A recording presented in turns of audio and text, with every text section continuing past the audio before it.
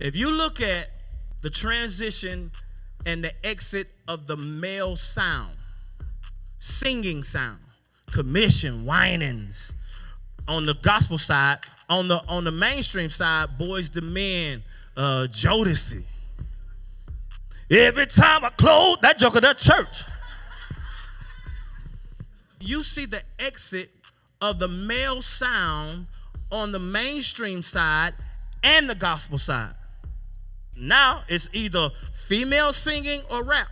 Like, what do you mean female singing? Like, there are a lot of male singers. Sonically, if females are singing under a male narrator, sonically that's a female song. Sound-wise, I'm not talking about the man, his ability to sing. I'm saying sound-wise, it's a female song. So men, I grew up on men singing. Doesn't exist. And it happens so subtle, we can't even detect it.